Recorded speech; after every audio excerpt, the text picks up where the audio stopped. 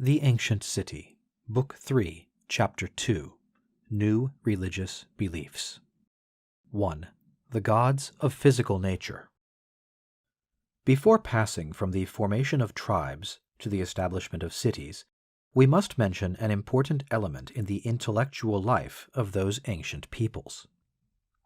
When we sought the most ancient beliefs of these men, we found a religion which had their dead ancestors for its object, and for its principal symbol, the sacred fire. It was this religion that founded the family and established the first laws. But this race has also had in all its branches another religion, the one whose principal figures were Zeus, Hera, Athena, Juno, that of the Hellenic Olympus, and of the Roman Capitol. Of these two religions, the first found its gods in the human soul. The second took them from physical nature. As the sentiment of living power and of conscience which he felt in himself inspired man with the first idea of the divine, so the view of this immensity which surrounded and overwhelmed him traced out for his religious sentiment another course. Man, in the early ages, was continually in the presence of nature. The habits of civilized life did not yet draw a line between it and him. His sight was charmed by its beauties or dazzled by its grandeur. He enjoyed the light, he was terrified by the night, and when he saw the holy light of heaven return, he experienced a feeling of thankfulness. His life was in the hands of nature. He looked for the beneficent cloud on which his harvest depended. He feared the storm which might destroy the labor and hope of all the year. At every moment he felt his own feebleness and the incomparable power of what surrounded him. He experienced perpetually a mingled feeling of veneration, love, and terror for this power of nature. This sentiment did not conduct him at once to the conception of an only God ruling the universe, for as yet he had no idea of the universe. He knew not that the earth, the sun, and the stars are part of one same body. The thought did not occur to him that they might all be ruled by the same being. On first looking upon the external world, man pictured it to himself as a sort of confused republic, where rival forces made war upon each other. As he judged external objects from himself, and felt in himself a free person, he saw also in every part of creation, in the soil, in the tree, in the cloud, in the water of the river, in the sun, so many persons like himself. He endowed them with thought, volition, and choice of acts. As he thought them powerful, and was subject to their empire, he avowed his dependence, he invoked them and adored them, he made gods of them. Thus, in this race, the religious idea presented itself under two different forms. On the one hand, man attached the divine attribute to the invisible principle, to the intelligence, to what he perceived of the soul, to what of the sacred he felt in himself. On the other hand, he applied his ideas of the divine to the external object which he saw, which he loved or feared, to physical agents that were the masters of his happiness and of his life. These two orders of belief laid the foundation of two religions that lasted as long as Greek and Roman society. They did not make war upon each other. They even lived on very good terms, and shared the empire over man, but they never became confounded. Their dogmas were always entirely distinct, often contradictory, and their ceremonies and practices were absolutely different. The worship of the gods of Olympus and that of heroes and manas never had anything common between them. Which of these two religions was the earlier in date, no one can tell. It is certain, however, that one, that of the dead, having been fixed at a very early epoch, always remained unchangeable in its practices, while its dogmas faded away little by little. The other, that of physical nature, was more progressive, and developed freely from age to age, modifying its legends and doctrines by degrees, and continually augmenting its authority over men. 2. Relation of this religion to the development of human society. We can easily believe that the first rudiments of this religion of nature are very ancient, though not so old perhaps as the worship of ancestors. But as it corresponded with more general and higher conceptions, it required more time to become fixed into a precise doctrine. It is quite certain that it was not brought into the world in a day, and that it did not spring in full perfection from the brain of man. We find at the origin of this religion neither a prophet nor a body of priests. It grew up in different minds by an effort of their natural powers. Each man created it for himself in his own fashion. Among all these gods, sprung from different minds, there were resemblances, because ideas were formed in the minds of men after a nearly uniform manner. But there was also great variety, because each mind was the author of its own gods. Hence it was that for a long time this religion was confused, and that its gods were innumerable. Still, the elements which could be deified were not very numerous. The sun which gives fecundity, the earth which nourishes, the clouds, by turns beneficent and destructive, such were the different powers of which they could make gods. But from each one of these elements thousands of gods were created, because the same physical agent, viewed under different aspects, received from men different names. The sun, for example, was called in one place Hercules the Glorious, in another Phoebus the Shining, and still again Apollo, he who drives away night or evil. One called him Hyperion, the elevated being, another Alexikakos, the beneficent. And in the course of time, groups of men who had given these various names to the brilliant luminary no longer saw that they had the same god. Indeed, each man adored but a very small number of divinities, but the gods of one were not those of another. The names, it is true, might resemble each other. Many men might separately have given their god the name of Apollo or of Hercules.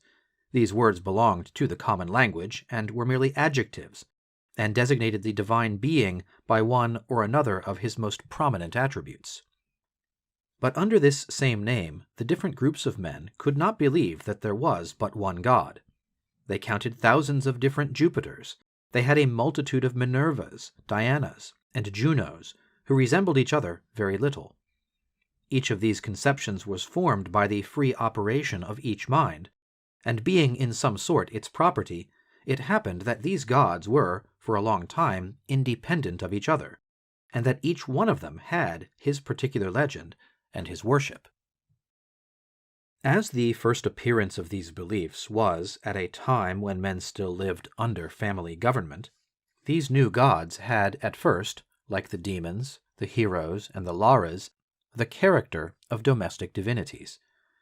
Each family made gods for itself, and each kept them for itself as protectors, whose good offices it did not wish to share with strangers. This thought appears frequently in the hymns of the Vedas, and there is no doubt that it was the same in the minds of the Aryas of the West. For there are visible traces of it in their religion. As soon as a family, by personifying a physical agent, had created a god, it associated him with its sacred fire, counted him among its penatas, and added a few words for him in its formula of prayer. This explains why we often meet among the ancients with expressions like this: the gods who sit near my hearth, the Jupiter of my hearth, the Apollo of my fathers. I conjure you, says Tecmessa to Ajax, in the name of the Jupiter who sits near your hearth. Medea, the enchantress, says in Euripides, I swear by Hecate, my protecting goddess, whom I venerate, and who inhabits this sanctuary of my hearth.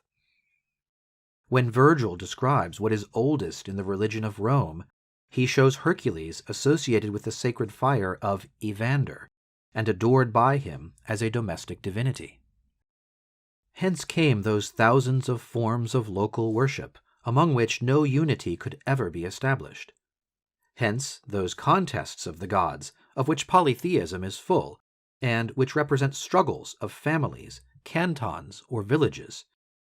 Hence, too, that innumerable multitude of gods and goddesses, of whom assuredly we know but the smallest part, for many have perished without even having left their names, simply because the families who adored them became extinct, or the cities that had adopted them were destroyed. It must have been a long time before these gods left the bosom of the families with whom they had originated and who regarded them as their patrimony. We know even that many of them never became disengaged from this sort of domestic tie. The Demeter of Eleusis remained the special divinity of the family of the Eumolpidae.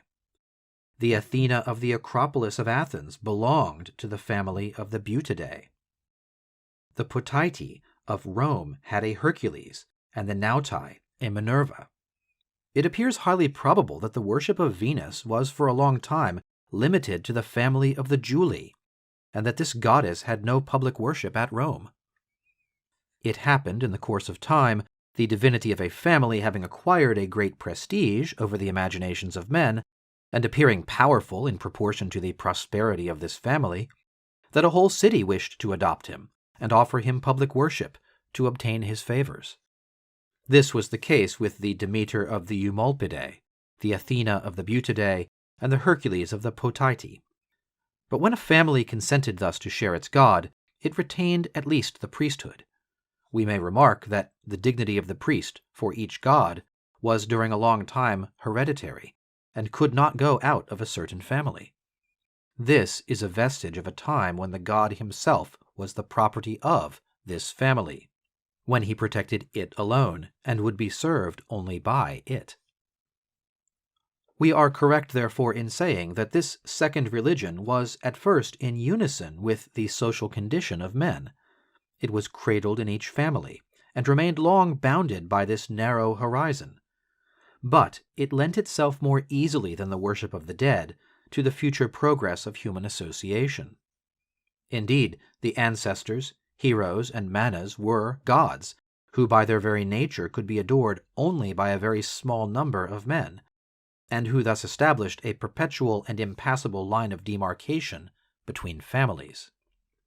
The religion of the gods of nature was more comprehensive. No rigorous laws opposed the propagation of the worship of any of these gods. There was nothing in their nature that required them to be adored by one family only, and to repel the stranger. Finally, men must have come insensibly to perceive that the Jupiter of one family was really the same being or the same conception as the Jupiter of another, which they could never believe of two Lares, two ancestors, or two sacred fires. Let us add that the morality of this new religion was different. It was not confined to teaching men family duties. Jupiter was the god of hospitality. In his name came strangers, suppliants, the venerable poor, those who were to be treated as brothers.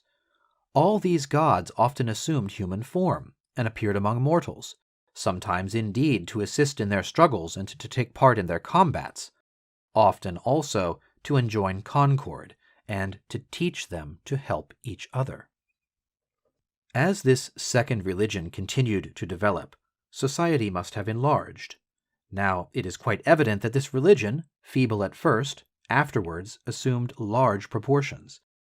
In the beginning it was, so to speak, sheltered under the protection of its elder sister, near the domestic hearth. There the god had obtained a small place, a narrow cella, near and opposite to the venerated altar, in order that a little of the respect which men had for the sacred fire might be shared by him. Little by little, the god, gaining more authority over the soul, renounced this sort of guardianship and left the domestic hearth. He had a dwelling of his own, and his own sacrifices. This dwelling, naos, temple, from nio, to inhabit, was moreover built after the fashion of the ancient sanctuary. It was, therefore, a cella opposite a hearth, but the cella was enlarged and embellished, and became a temple. The holy fire remained at the entrance of the god's house, but appeared very small by the side of this house. What had at first been the principal had now become only an accessory. It ceased to be a god, and descended to the rank of the god's altar, an instrument for the sacrifice. Its office was to burn the flesh of the victim and to carry the offering with men's prayers to the majestic divinity whose statue resided in the temple. When we see these temples rise and open their doors to the multitude of worshippers, we may be assured that human associations have become enlarged.